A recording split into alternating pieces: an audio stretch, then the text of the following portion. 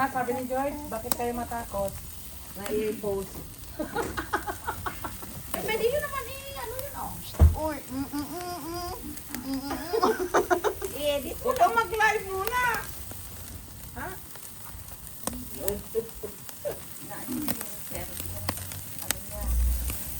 Pati beef na ano na, naluto na. Yun siguro maraming ano yun ba? Maraming katas sa baw. Lagyan nyo. Lagay mo dito. Oo, marami. Papas ng kaganda. Hindi lagay mo yan? Lagay mo na dyan. ayan daw. Ay, halo na lang dito. Baka maya-maya hindi Iba maubos naman eh. ang lasa na guro. Bakit makamang iba? Iba na siguro. Huwag mo nang anuhan yan. Baayaan mo na kung wala katas yan. I-wine natin to, no? Bigyan natin sibuyas tsaka Oo, yummy. Ilipat na natin ito, girls. Okay, nasunog na daw. Buli na daw kay European. Kay Ritian daw. Buli na daw kay Ritian. Na, oh. Parang puwit daw ng Iritian. Nasa na yung music natin na ito. Ayoko na, surrender ng tingin. Naiyak daw siya. Nag-i-scare ba yun ano? Wala, 20 pesos ang dala ko eh. Ay, alak ka. Ano ba naman si Tita Nang? Ibagong sahod ata. Katapusan. Katapusan. Katapusan. Tanong mo kay Maribik, natalo agad ako sa kasino. Ano ba't hindi ka nagtira sa aming 100 na Ay, kanta? putek. Katapusan. Naghulog si Oakley ng kanyang income tax. Nagkasino kami. Ako niya, tatalo ko. 200. Susana, Hindi ka kinanta nagtira natin. ng 100 mo na ibigay sa amin pagka naka-100 kami. Peso nga, meron. Hindi na, tinakpan muna. Para ano? Takpan niyo muna. Para mag-init siya, para mag-ano. Kasi malakas ang hangin eh. Hoy, nililinisin ka doon.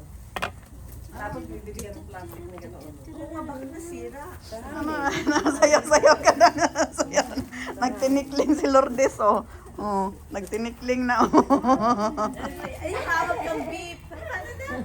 Gana na. Beep.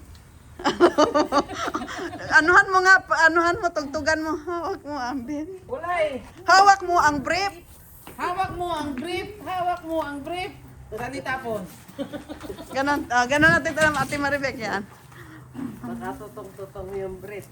Tutong butas pa. Yan, o, diba? Oh, music ka nga daw, Dang. Sa cellphone mo, Dang. Yung... Sa harapan, doon ako pumasok. Ay, doon pa. Luto na yan. Ha? Siguro, sunog na nga. Hindi pa yan. Mano, Diyan na lang. makapal yung karne niya Sa eh. ano lang daw, Kuya George. Diyan lang sa mga. Dapat kasi hinaan. Hindi yan, gano'n yan. Tinext ko si Oakley, andyan na sila. Pumunta ka na doon. Oo, ako eh. Hawak mo ang brief. Ito, makapal yan. Ayos yan, kuya. Yan. Dapat, ganyan. Itago mo din sa loob. Dapat dinala kasi natin kanina yung ating boss gang eh. Ayun nga. Kunin natin Wag na, meron doon sa bahay. na boss, na portable. Oo, maganda yun. Para meron. Tawagan mo si Ben. Gagalit na naman yan. Sabihin mo na. Kasi huwag ka nang pumunta. Sasabihin mo na naman, inuwod-wod mo yung asawa mo.